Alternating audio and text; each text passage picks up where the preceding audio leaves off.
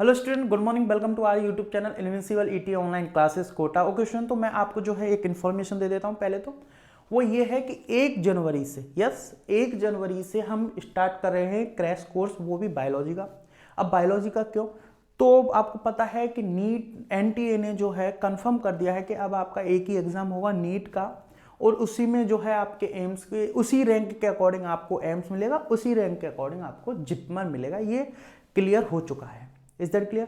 तो अब नीट में जो है बायोलॉजी आता है 50%, और आपका 50% बायोलॉजी यानी 360 मार्क्स अगर आपके कंफर्म हैं तो आपके सिलेक्शंस को कोई रोक ही नहीं सकता, क्योंकि फिजिक्स और आप केमिस्ट्री को जो है आप इतना स्ट्रॉन्ग कर ही लोगे कि आपके इतने मार्क्स और आ जाएं ताकि आपके सिलेक्शन हो जाए।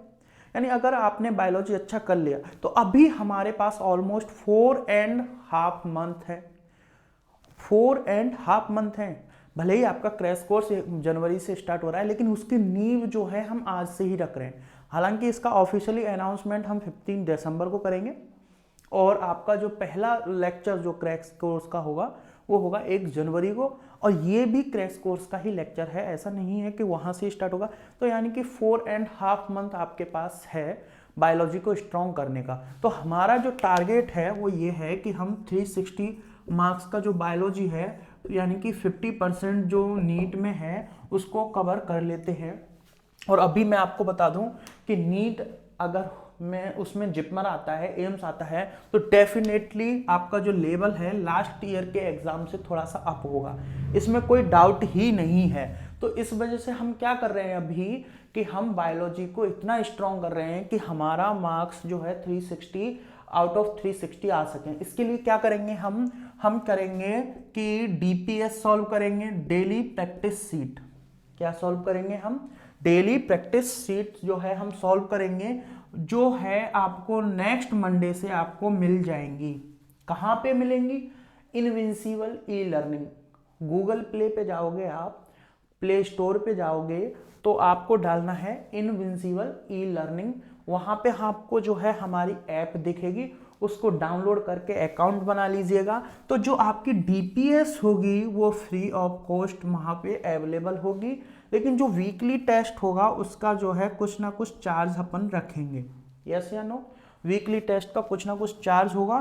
तो यानी कि आपका जो टारगेट है हमारा 50% बायोलॉजी को स्ट्रॉन्ग करने का।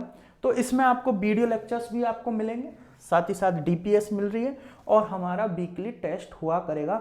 इसको हम जो है वैसे ऑफिशियली 15 दिसंबर को बताएंगे, लेकिन क्या है आज से हम स्टार्ट कर रहे हैं सेल बायोलॉजी। यस, क्या स्टार्ट कर रहे हैं हम? Cell biology. और आपको पता है कि सेल बायोलॉजी में जो है first chapter according to NCERT वो है 8 number, cell the unit of life. अब आप सोच रहे होंगे कि जो ह्यूमन फिजियोलॉजी का हमने स्टार्ट करवा रखा है उसका क्या होगा, तो उसको भी हम कवर करेंगे। तो मैं आपको बता देता हूं कि 1 जनवरी से तो जो है हमारा क्रैश कोर्स लॉन्च होगा, और क्रैश कोर्स में आज से ही उसकी हमने नींव रख दी है। स्टार्टिंग हम आज से ही कर रहे हैं। नेक्स्ट मंडे से आपको डीपीएस मिलना शुरू हो जाएंगी, और हम क्या करेंगे, आपको वीडियो लेक्चर्स प्रोवाइड कराएंगे, डीपीएस प्रोवाइड कराएंगे, और आपका जो है वीकली एक टेस्ट हुआ करेगा। ओके और हमारा टारगेट क्या है कि हम बायोलॉजी को जो है बायोलॉजी का जो 100% कवर करेंगे, जो कि नीट में हम बायोलॉजी को 100% कवर करेंगे, जो कि नीट में आपका 50% कवर होगा। और हमारे जो वीडियो लेक्चर्स है वो इस तरह से डिज़ाइन होंगे कि अगर कोई 11th का स्टूडेंट जो नीट नहीं भी दे रहा है वो भी अगर हमारे लेक्चर्स को देखेगा तो उनको भी आसानी से समझ में आ जाएंगे।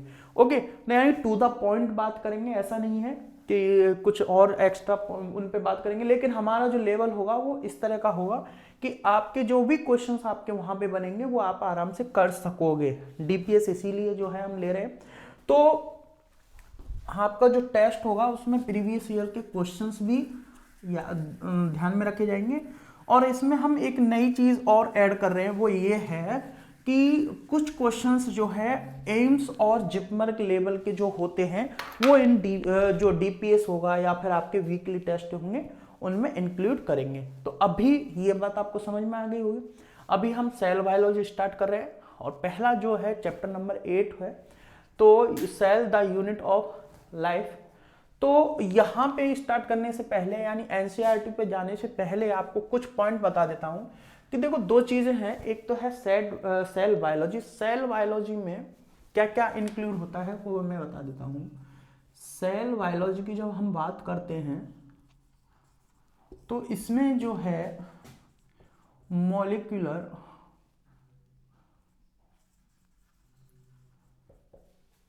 यानी कि जो मॉलिक्यूलर लेवल पे हम बायोलॉजी पढ़ते हैं, साथ ही साथ सेल के अंदर जो मेटाबॉलिज्म हो रहा होता है प्लस सेल, यानी कि इसमें सब कुछ आएगा। यानी कि सेल के बारे में जो स्टडी होगी वो, उसके अंदर का मेटाबॉलिज्म प्लस मॉलिक्यूलर, जो हम मॉलिक्यूलर वाला जो चैप्टर है इसके बाद हम जब पढ़ते हैं तो वो, तो ये सारी चीजें जो है सेल बायोलॉजी में आती हैं। लेकिन अभी हमारा जो फोकस होगा वो होगा साइटोलॉजी पे। किस पे फोकस होगा? साइटोलॉजी पे। तो साइटोलॉजी जो है केवल क्या है? It is a study of cell. It is a study of cell. तो सेल बायोलॉजी में तो हम जो कंप्लीट यूनिट है हमारा वो पढ़ते हैं, लेकिन अभी हम साइटोलॉजी पढ़ेंगे जिसमें हमारे केवल 2 ही चैप्टर है, एक तो जो सेल के बारे में है और उसका जो डिवीजन है।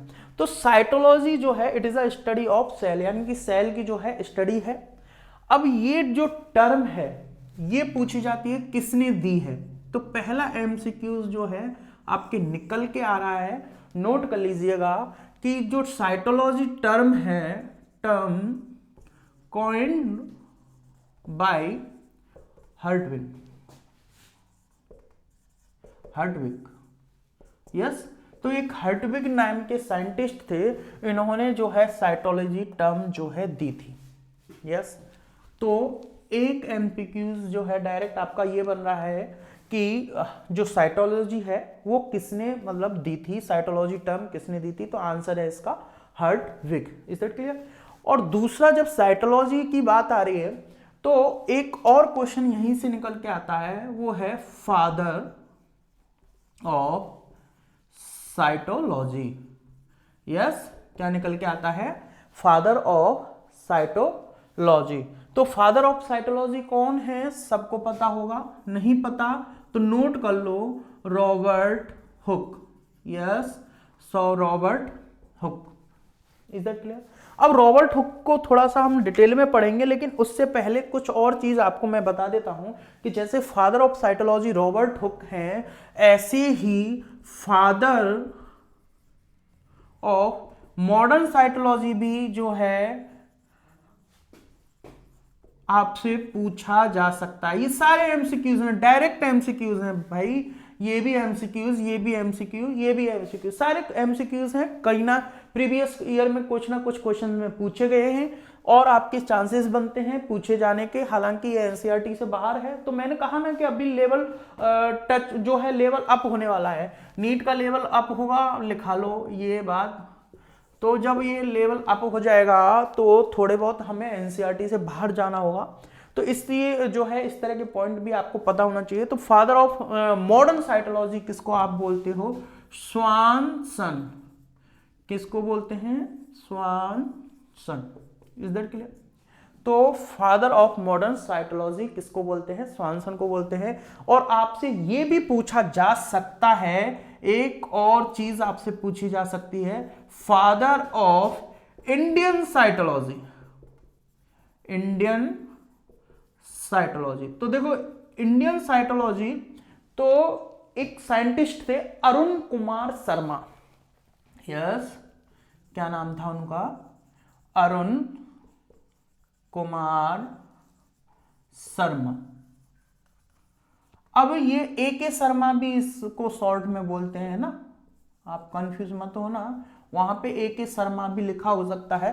तो अरुण कुमार शर्मा ने जो है इंडिया में रहते हुए साइटोलॉजी पे बहुत काम किया था, इसी वजह से इनको फादर ऑफ इंडियन साइटोलॉजी जो है बोला जाता है। इसको हम रिपीट कर रहे हैं दोबारा से कि हमने क्या पढ़ा। पहले तो हमने समझा कि सेल बायोलॉजी क्या है। तो सेल बायोलॉजी, जब आप मॉलिक्यूलर बायोलॉजी, सेल की ही मॉलिक्यूलर बायोलॉजी, मेटाबॉलिज्म की स्टडी करते हो और सेल की स्टडी करते हो, तो आप उसके लिए हम वर्ड यूज कर सकते हैं सेल बायोलॉजी। बट आपका फोकस केवल जब सेल पे हो तो इसके लिए हम यूज करते हैं साइटोलॉजी, यानी it is a study of cell. Is that clear? अब बात आती है कि ये जो टर्म है वो किसने दी थी? तो हर्टविग ने दी थी, हर्टविग। और फादर ऑफ साइटोलॉजी बोला जाता है रॉबर्ट हुक को, लेकिन फादर ऑफ मॉडर्न साइटोलॉजी जो है बोला जाता है स्वानसन को, और फादर ऑफ इंडियन साइटोलॉजी बोला जाता है अरुण कुमार शर्मा, यानी A.K. Sharma. Is that clear? अभी मैं इसको रफ कर रहा हूं और थोड़ा सा हम रॉबर्ट हुक के बारे में जानेंगे। तो आज का लेक्चर जो है एनसीईआरटी भी हम थोड़ा सा रीड करेंगे, ऐसा नहीं है, लेकिन उससे पहले जो है कुछ स्पेशल पॉइंट्स हैं जो आपको मगअप करने हैं, या फिर आप कैसे भी कर लीजिए, एक पेज पे लिख लीजिए, या आप दीवार पे टांग लीजिए, या फिर छत पे टांग लीजिए, जो भी आपका मन करे वो कर लीजिएगा। लेकिन ये सारे ही पॉइंट्स इंपॉर्टेंट हैं गाइस, है ना। तो अभी जो है हम बात करेंगे इन 1665 की, यानी टाइम मशीन में हम बैठेंगे और चलेंगे पास्ट में, और जहां पे एक साइंटिस्ट हैं, इंग्लिश साइंटिस्ट या इंग्लिश बायोलॉजिस्ट आप बोल दो इनको, इनका नाम है रॉबर्ट हुक। क्या नाम है जी? Robert Hooke. तो ये क्या कर रहे हैं अभी? कुछ नहीं, ये कर रहे हैं एग्जामिनेशन किसका? कॉर्क का। तो ये कर रहे हैं examination of cork, of the cork. अब ये कॉर्क किसका है? सबको पता होता है, लकड़ी का कॉर्क होता है। तो ये एग्जाम कर रहे हैं, उसको देख रहे हैं कॉर्क को। हम अभी क्या कर रहे हैं? हम 1665 में पहुंच चुके हैं। वहां पे हम एक साइंटिस्ट है, एक बायोलॉजिस्ट है जिनका नाम है रॉबर्ट हुक, उनसे मिल रहे हैं और अभी उनको देख रहे हैं। तो वो क्या कर रहे हैं? मतलब एग्जामिन कर रहे हैं कॉर्क का, किसके अंडर? किसके अंडर कर रहे हैं? Under the microscope. Yes, under the micro, दिख तो रहा है ना आपको, माइक्रोस्कोप।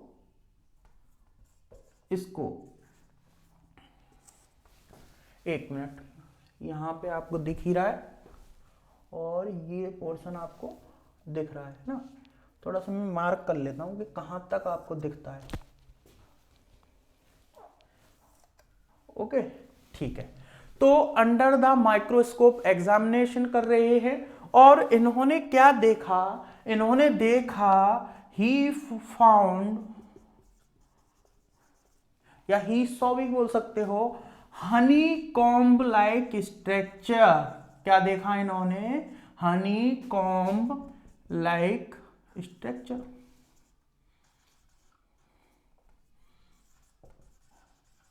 क्या देखा? ये आपको पता होना चाहिए। इन्होंने क्या देखा? Honey comb like structure. ये भी एमसीक्यूज बन सकता है, ये भी एमसीक्यूज बन सकता है। मैं लिख देता हूं।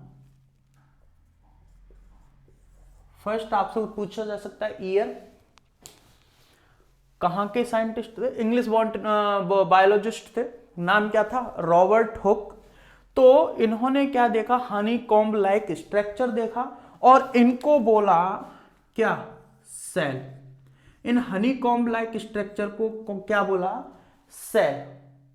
तो अब यहां पे एक चीज आपको पता चलेगी कि फर्स्ट टाइम सेल को डिस्कवर किसने किया था? तो आंसर है Robert Hooke. Yes, first time cell को किसने डिस्कवर किया था? तो आंसर है रॉबर्ट हुक।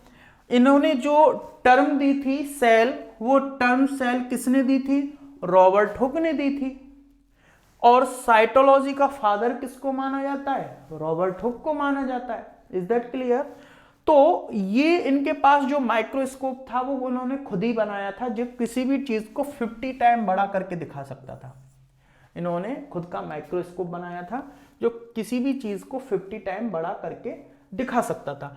तो इन्होंने जब इसको लकड़ी के कॉर्क को, वुड कॉर्क को देखा तो क्या देखा इन्होंने, हनीकॉम्ब लाइक स्ट्रक्चर देखे जिनको बोला सेल। सेल क्यों बोला, क्योंकि cell is a Latin word, cell is a Latin word जिसका मीन्स होता है, विच मीन्स क्या क्या होता है भैया, होलो स्पेस। क्या मीन्स होता है, होलो स्पेस, यानी कि इन्होंने इस तरह से जो है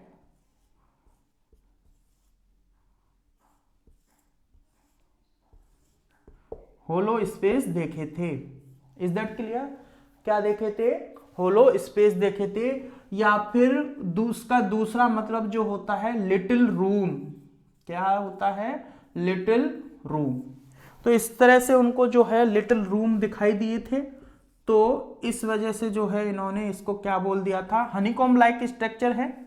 ये पूछा जा सकता है आपसे कि स्ट्रक्चर कैसा दिखाता है एक्चुअल में, है ना। तो उनको हनीकॉम्ब लाइक स्ट्रक्चर दिखाता, लिटिल रूम दिखा था, लेकिन एक्चुअल में ये क्या देखा था उन्होंने, सुवेराइज्ड सेल को देखा। यस, एक्चुअल में सुवेराइज्ड सेल वॉल को देखा था उन्होंने। तो ये जो सेल थी फ्री लिविंग सेल नहीं थी, इसका मतलब ये था कि उन्होंने लिविंग सेल को नहीं देखा था। ओके, तो सेल वर्ड उन्होंने क्यों यूज किया इसके लिए, क्योंकि होलो स्पेस थे, है कि नहीं, और साथ ही साथ लिटिल रूम जैसा दिख रहा है, इस वजह से इन्होंने यूज किया था। अब बात आती है कि ये देखने के बाद, ये एग्जामिनेशन करने के बाद उन्होंने एक बुक लिखी थी। क्या लिखी थी, इस पे स्टार लगा दो, जितने कम हो उतने ज्यादा, मतलब जितने तुम लगा सकते हो। तो एक बुक लिखी थी इन्होंने, और उस बुक का नाम था द माइक्रोग्राफिया, द माइक्रोग्राफिया। क्यों नाम धरा, उसका रीजन यही था कि माइक्रो जो है स्ट्रक्चर को इन्होंने देखा था, इस वजह से जो है इन्होंने नाम दिया बुक का Micrographia, the Micrographia. Is that clear? तो दोबारा से समझ लेते हैं कि इन 1665 एक इंग्लिश बायोलॉजिस्ट थे जिनका नाम था रॉबर्ट हुक। देखो ये नींव है, हम सेल बायोलॉजी पढ़ रहे हैं, सेल बायोलॉजी में हमने समझा साइटोलॉजी, टर्म किस किसने दी वो समझा, फिर हम समझ रहे हैं कि रॉबर्ट हुक के बारे में। तो इन्होंने क्या किया कि वुड का जो कॉर्क है उसको अपनी खुद की माइक्रोस्कोप से, यानी जो 50 टाइम बड़ा करके दिखा सकती थी, उससे एग्जामिनेशन किया था। और जब उन्होंने एग्जामिनेशन किया था तो उनको क्या दिखा था, हनी लाइक जो है स्ट्रक्चर दिखे थे, हनीकॉम्ब लाइक स्ट्रक्चर, जिनको इन्होंने सेल बोला था। सेल क्यों बोला था, क्योंकि सेल जो है एक लैटिन वर्ड होता है और जिसका मतलब होता है होलो स्पेस या फिर little room. Is that clear? और इन्होंने जो बुक लिखी थी उसका नाम था द माइक्रोग्राफिया। यस, बुक का क्या नाम था, द माइक्रोग्राफिया। डायरेक्ट एमसीक्यूज है, आपसे पूछा जा सकता है। ओके, तो अब आपको ये तो पता चल गया कि इन्होंने जो सेल देखी थी वो लिविंग सेल नहीं थी। तो फिर बात आती है कि लिविंग सेल किसने देखी थी। तो अब हम थोड़ा और आगे बढ़ते हैं, टाइम मशीन सेट करते हैं दोबारा से, और हम आ जाते हैं अभी 1676 में। टाइम मशीन को थोड़ा सा धक्का मारा और उसके बाद आ गए हम 1676 में। और यहां पे हमें एक हॉलैंड के पर्सन या एक हॉलैंड का मैन मिला हमें। तो हॉलैंड पर्सन मिले हमें जिनका नाम था एंटनी वॉन ल्यूवेनहॉक। तो हम 1674 में हॉलैंड में आ चुके हैं। कहां पे आ चुके हैं जी, हॉलैंड में। कई जगह इसको डच भी बोलते हैं, हॉलैंड का दूसरा नाम जो है डच है, ये भी आपको पता होना चाहिए। तो डच में आ चुके हैं और हम मिल चुके हैं किससे, एंटनी वॉन ल्यूवेनहॉक।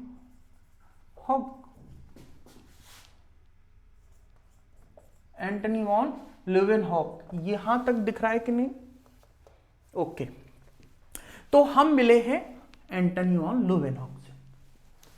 हम आ गए हैं इन 1675 कहाँ पे आए हैं हम? हॉलैंड पे, हॉलैंड में, जिसको हम डच भी बोलते हैं।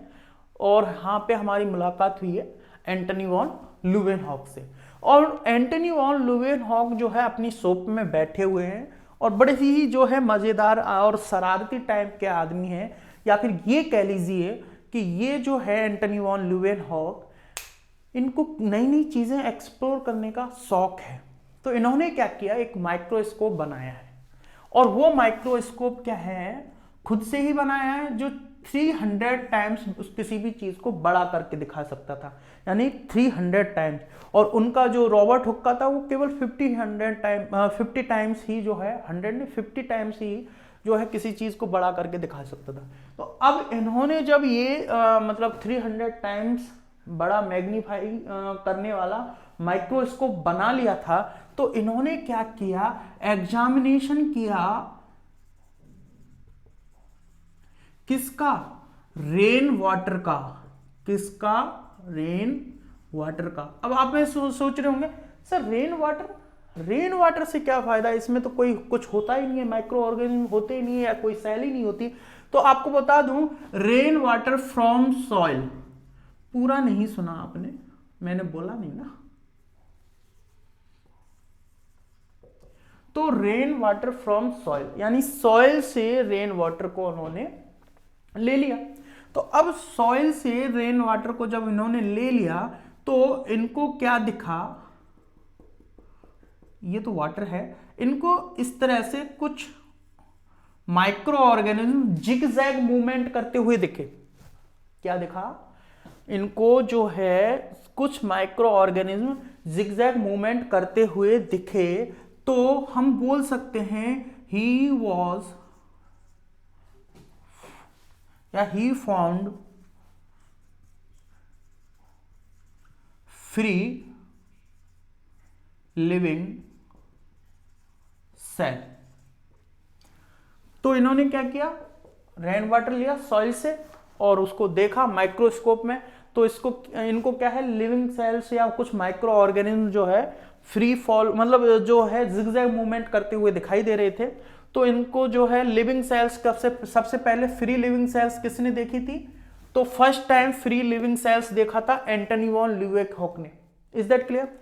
अब जो लिविंग सेल देखी थी वो क्या था, दैट वॉज बैक्टीरिया। क्या था? बैक्टीरिया था जी। जो इन्होंने देखा था ना सॉइल में, क्या देखा था, ये सॉरी वाटर में जो देखा था वो बैक्टीरिया देखा था। तो फर्स्ट टाइम बैक्टीरिया किसने देखा था, इन्होंने ही देखा था। अब इनके पास क्या है, एक तरह से मतलब हैरी पॉटर वाली, या फिर ये कह लीजिए कि जादू के लिए, मतलब इनको कुछ चीज मिल गई है जो नई नई चीजें दिखाती है बड़ा करके। तो इसीलिए जो है इन्होंने अपना खुद का ही स्पर्म देख डाला, है ना। तो फर्स्ट टाइम स्पर्म किसने देखा, एंटनी वॉन ल्यूवेनहॉक ने। इसके अलावा इन्होंने आरबीसी को भी देखा। भाई माइक्रोस्कोप है इनके हाथ में, कुछ भी देख सकते हैं। आरबीसी को भी देखा और इन्होंने देखा प्रोटोजोआ को। किसको? प्रोटोजोआ को। तो अब इन्होंने पहली बार एक नई दुनिया का पता लगाया, और उस नई दुनिया का पता लगाया और जिसमें इनको मिले थे माइक्रो ऑर्गेनिज्म।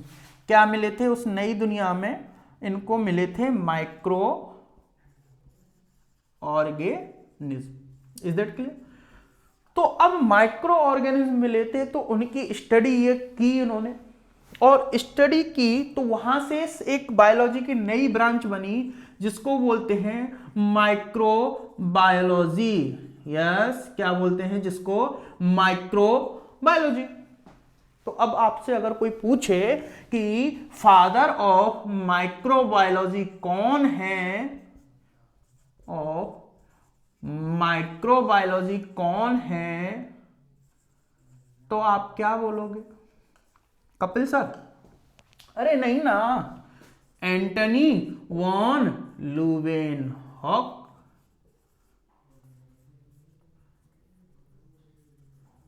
क्या बोलोगे, एंटनी वॉन ल्यूवेनहॉक। पूरा नाम ऊपर लिख दिया, इस वजह से शॉर्ट में लिख देता। Is that clear? तो फर्स्ट टाइम स्पर्म को किसने देखा, एंटनी वॉन ल्यूवेनहॉक ने। आरबीसी को किसने देखा? एंटनी वॉन ल्यूवेनहॉक ने। प्रोटोजोआ को किसने देखा? एंटनी वॉन ल्यूवेनहॉक ने। और फर्स्ट टाइम बैक्टीरिया को किसने देखा? एंटनी वॉन ल्यूवेनहॉक ने। First time free living cell को किसने देखा? एंटनी वॉन ल्यूवेनहॉक ने। फर्स्ट टाइम या फिर फादर ऑफ माइक्रोबायोलॉजी किसको बोलेंगे? एंटनी वॉन ल्यूवेनहॉक को। कब की बात है? 1674 की। कहाँ के थे ये? अभी हमने देखा हॉलैंड में गए थे ना, डच या हॉलैंड। ओके, तो इन्होंने जो वाटर लिया था वो कौन सा था? रेन वाटर था। कहाँ से लिया था? From soil.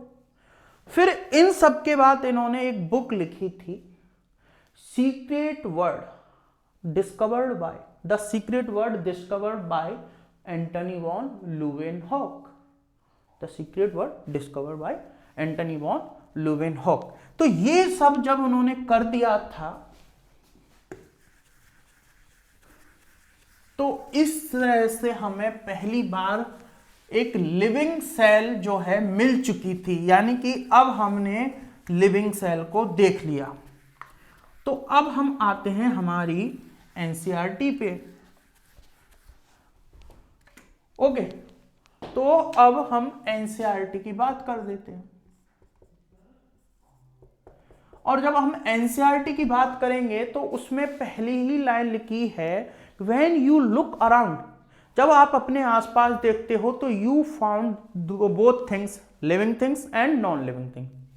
तो आप जब अपने आसपास देखते हो तो आप क्या देखते हो? लिविंग थिंग्स भी देखते हो, नॉन लिविंग थिंग्स भी देखते हो। फिर उसमें ऐसा क्या है? व्हाट इज दैट, कि जो लिविंग थिंग्स में है बट इनिमिनेट, बट इनी एन इनएनिमेट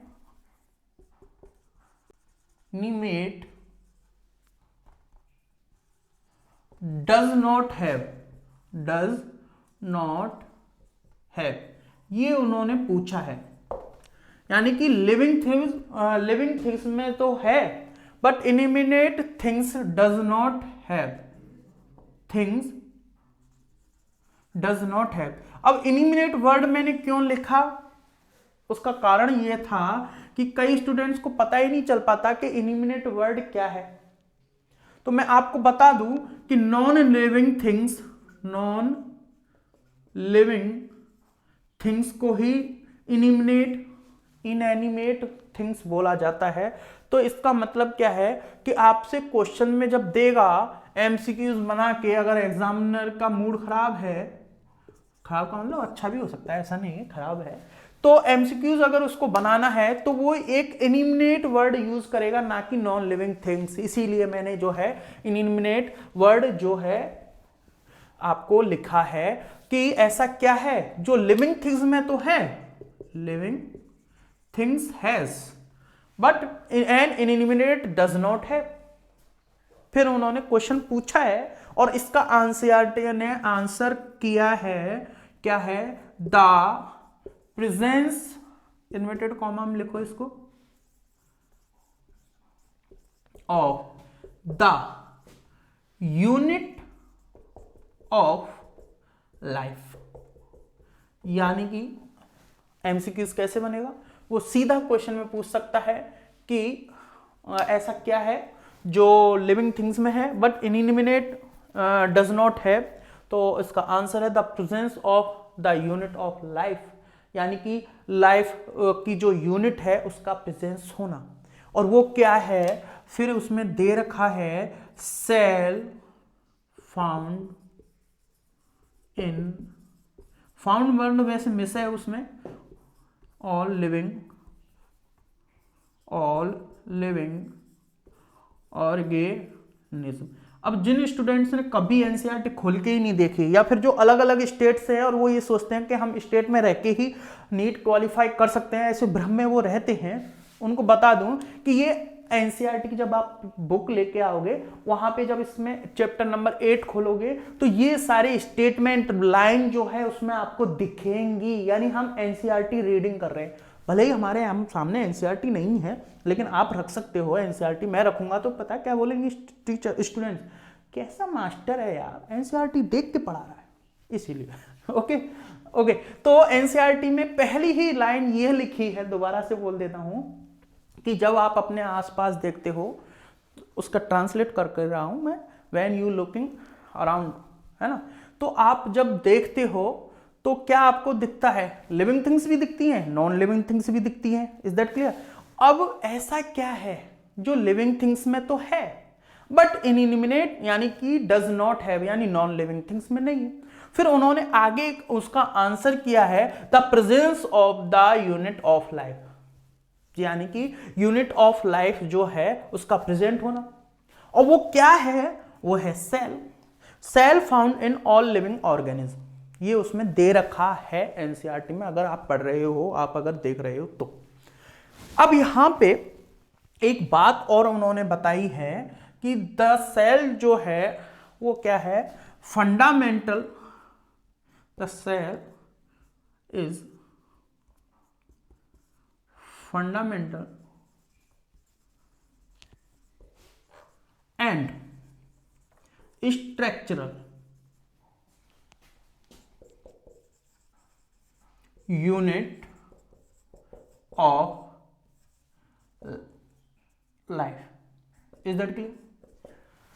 तो ये भी जो है पॉइंट एनसीईआरटी ने मेंशन किया है कि सेल जो है वो फंडामेंटल और स्ट्रक्चरल जो है यूनिट है किसकी? लाइफ की। इसका मतलब ये है कि जो भी मतलब बॉडी में या कोई भी ऑर्गेनिज्म में काम होता है, जैसे मैं बोल रहा हूं, तो ये कई सारी सेल्स मिलके जो है एक फंक्शंस को फॉर्म कर रही हैं। Fundamental cell is the fundamental and structural unit of life, है ना। स्ट्रक्चरल एंड फंक्शनल और आएगा इसमें, है ना।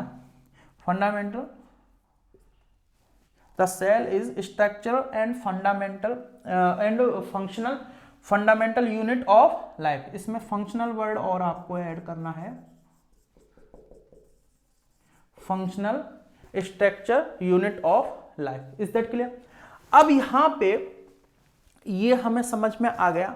फिर आप एनसीईआरटी को थोड़ा आगे और पढ़ते हो तो उसमें मेंशन है कि जो सिंगल सेल ऑर्गेनिज्म होंगे, यहीं पे लिख देता हूं, सिंगल सेल ऑर्गेनिज्म लिख लेना, उनको बोलेंगे यूनिसेलुलर। सबको पता है उनको क्या बोलेंगे? यूनिसेलुलर। और जो कई सारी सेल से मिलके बने होंगे इनको बोलेंगे मल्टी सेलुलर। क्या बोलेंगे जी? Multi cellular. क्या बोलेंगे? Multi cellular. Is that clear? तो अभी हमने क्या किया, हमने एनसीईआरटी जो लिख रहा है उसको हमने समझने की कोशिश की कि वो क्या लिख रहा है। तो उसने बताया है कि ऐसा क्या है जो लिविंग थिंग्स में है बट इनएनिमेट यानी नॉन लिविंग थिंग्स में नहीं है। तो आंसर है presence of the light, presence of the unit of life. फिर उन्होंने बताया है कि सेल फाउंड जो है, cell found in all organism, cell जो है हमेशा मतलब जितने भी ऑल ऑर्गेनिज्म होते हैं, लिविंग थिंग्स, लिविंग ऑर्गेनिज्म होते हैं, उनमें मिलती है। फिर इसने बताया है कि the fundamental, functional and structural unit of life क्या है? सेल है। और फिर उन्होंने बताया है कि जब सेल एक मतलब कोई एक सेल होगी किसी ऑर्गेनिज्म तो उसको बोलेंगे यूनिसेलुलर ऑर्गेनिज्म। अब कई सारे सेल से मिलके बना है तो उसको बोलेंगे multi cellular organism. Is that clear? फिर जो है आप अगर एनसीईआरटी खोले रखे हो तो उसमें नेक्स्ट इसके बाद जो है आपको दिखेगा 1.8 पे उन्होंने एक क्वेश्चन किया है, what is life, sorry what is cell. Yes या नो? अगर एनसीईआरटी खोल रखी है तो वहां पे आपको मिल जाएगा कि व्हाट इज सेल, इन्होंने क्वेश्चन पूछा है। फिर according to unicellular organism,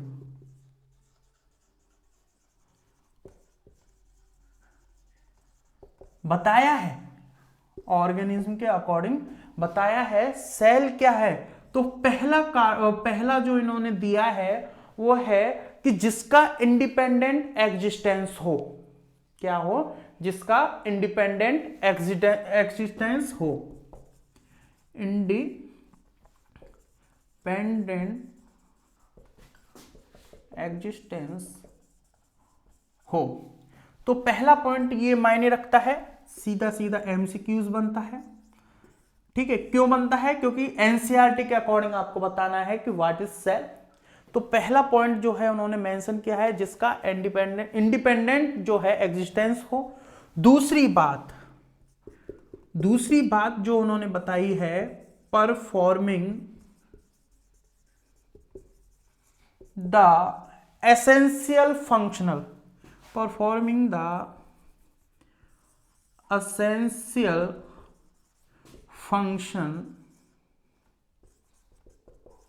of life, यानी कि जो लाइफ के एसेंशियल फंक्शन हो उनको भी करने वाला हो। तो what is cell according to unicellular organism, कि उनका जो है इंडिपेंडेंट एक्सिस्टेंस हो, कोई भी सेल जो है इंडिपेंडेंट एक्सिस्टेंस हो। और दूसरा performing the essential function of life, यानी कि लाइफ के लिए जो एसेंशियल फंक्शन होने चाहिए, जैसे एक्सक्रीशन है, न्यूट्रिशन का अब्जॉर्प्शन है, ये सारे होने चाहिए। तो वो क्या है? सेल है। अगर ऐसा हो रहा है, अदरवाइज कोई भी एक स्टेप मिस है, तो वो उसको आप फ्री लिविंग सेल्स नहीं बोल सकते। Is that clear?